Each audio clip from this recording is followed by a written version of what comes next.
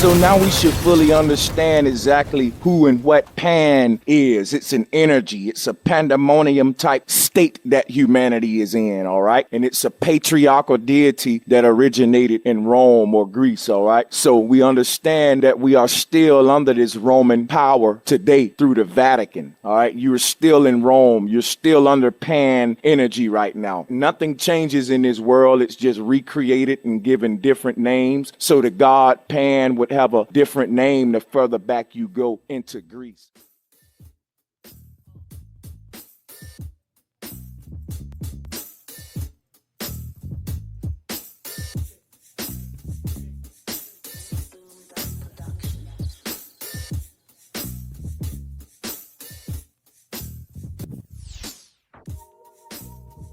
There's another word that comes from this pan root, and that word is Pantheon. A pantheon, in a nutshell, is basically a whole roster or list of different deities in a certain area. For example, you have a Greek pantheon, you have a Germanic pantheon, you have a Roman pantheon, a Celtic pantheon, and each pantheon has a roster with different deities, and the differences may vary by ways like name and the way the deity look, but the consistency of them all is represented in what I told you previously, the energy or the philosophy or the ideology that's associated with the deity. So the names and the looks may vary a little bit. They don't vary too much, but it's just like different ways people express it. Understand that most European cultures, as I stated previously, expressed it during this time in a very chaotic state because that was the state the world was in then. And we are still in that state today. Now, understand that the Greek pantheon, I'm not going to be naming all of, it's so many, y'all. We're just going to concentrate on the Greek pantheon. And I'm just going to name a few of them. And this link is in the description box if you want to go get into it, the full thing on your own, okay? So part of the Greek pantheon was Zeus, the divine god, and that is who you get Jesus from today. So just as I said, all of these gods exist today under different names, and you understand that Zeus and Jesus share the same pictures in a lot of our Christian art. So Zeus, you have Hera, which is the wife of Zeus, and you have Apollo, which is the archery god, which is the god of prophecy. You have Aphrodite, which is the goddess of love. You know, Artemis, which is the goddess of hunt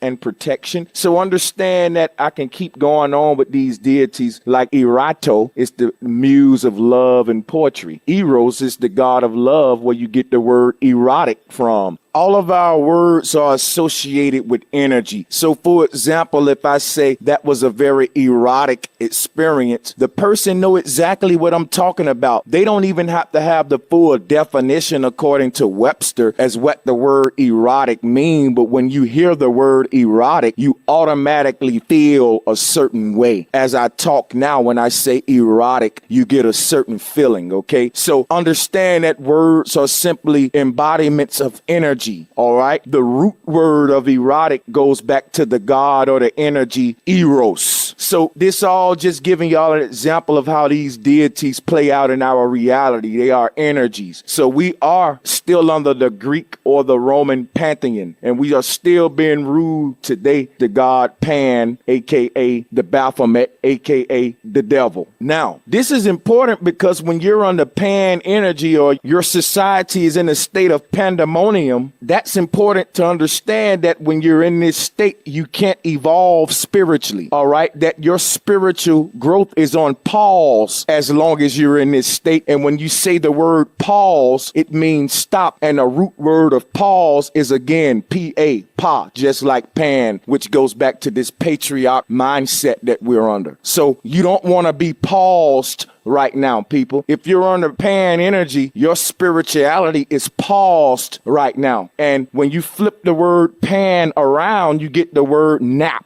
So everyone who's under Pan energy right now is spiritually napping, all right? Your spirit is taking a nap right now as long as you're in this state of panic. So let's move on. So just for your notes and research, in the ancient Greek religion and Greek mythology, the 12 Olympians are the major deities of the Greek pantheon and commonly considered to be Zeus, Hera, Poseidon, Demeter, Athena, Apollo, Artemis, Ares, Aphrodite, Hephaestus, Hermes, Hermes, and either Hestia or Dionysius. So that is your 12 Olympians of the Greek Pantheon. And that's important because when you say Olympian, these were the original Olympians. And we understand that the Olympic Games that we enjoy in our society today are based upon the reenacting of these deities. So we're reliving this patriarch culture and completely unaware that we are all patriarchs and that we are under satanic energy and that we are living in hell or in a state of heliocentrism and pandemonium. All right. And I encourage everybody to check out my video about Hellenism because the Hellenistic culture is a predecessor of all of this stuff. All right. So understand that the altar of the 12 gods at Athens is usually dated to the archonship of the younger Pisistratos. The archonship, in previous videos, we expressed to y'all about the archons and how the archons rule us through fear and they keep us in a cycle. Well, that cycle is what we've been carrying on for the past few centuries. We're still in this patriarch culture ever since Rome established itself. So we're still in that today, y'all, and we got to get out of it. We're under the attack of archons as I speak. These archons don't exist outside of you, people. These archons are manipulators in the film industry and artists and great men with words who can paint illusions and deceive the masses. These are archons upon you physically in the flesh, people. It's not a game. It's not an imaginary thing out in space anywhere, okay? It's all upon you now, and you not knowing that is the reason that they win. We got to get out of the illusion mode, and that illusion mode is a result of us being in pandemonium because we can't see the truth. We can't see the hand behind the scenes who's making it happen as long as we play into their game of panic. Okay, people? Understand what's going on here. Something I want to point out also that, as I stated, Pan was known for raping women. Keep in mind, this is not literal. This is mythological. This is like a ghost story, okay? But every story teaches a lesson, and it has certain energy associated with it. So there's power in these stories. They explain these energies that we experience in our reality. So when we talk about the story of Pan and him being a rapist who prey on women, in the story, all of the women develop this feeling called panic. So this is when the word panic came into existence. Panic didn't exist before the god Pan. So y'all see how deep this is when I say that the words we use carry the energy that they carry, because the words are simply embodiments of energy. All right. When you speak, you're spewing energy, sound energy. That energy has a cause and effect just like everything else. So when we're in a panic mode and we're in a society based on pandemonium, all of this energy associated with the god Pan will manifest itself in our reality. So we living in hell because Pan and the devil and the Baphomet, which your elite are worshiping, they pushing this energy out here. This is a very divisive energy, and that's why I try my hardest to battle this thing. Now, the only cure for this thing is the truth of the ancients. So the word panic come to us from this phenomena that the women experience through this story of this being preying on the women. That feeling that those women had became to be known as panic, what we call today. And to show you how deep this magic is, that's just a mythological story, but we actually feel this feeling, okay, of panic as a reality. So this is deep energy when we talk about these deities. They're personifications of literal energy that we experience, all right? So understand that during most of these ancient times, they didn't write out equations like we do today. They talked about this type of energy through deities. So when we talk about patriarchal deities, we're talking about chaotic energies from a people who was living in pandemonium. And now they got the whole world in this mind state. So you got to undo this stuff, people. It's very important for your spiritual being.